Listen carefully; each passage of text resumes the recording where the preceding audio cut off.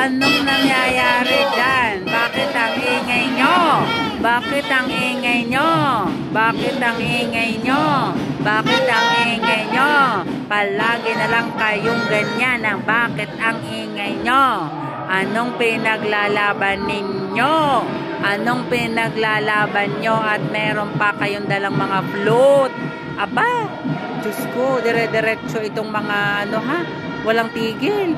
Yan na naman, yan, may mga police immigration, yan ang dami, yung mga mga police po yan, yan mga police and police immigration, yan po sama-sama sila diyan. Ang dami, yan nagsimula na naman sila ng protesta, hindi ko alam kung protesta na naman nila, kung ano-ano baga, dito lang sa tabi namin yan sa may taas, hindi na ako nagpakapunta doon sa may papunta sa taas, kasi gawa na, ayan o, yan, ano bang ginagawa na itong mga to? Basta ako dito lang malapit sa trabaho ko. Ayan o, talaga sila. Puro sila, sige, protesta. Sige, protesta. Sige, protesta sila ng protesta day yan. Basta wala naman silang ginagawang masama. Basta lang ganyan. Gusto lang talaga nilang maisiwalat ang kanilang boses ng bonggang-bongga. Kung ano yung nararamdaman nila ng bonggang-bongga. So, yun lang everyone.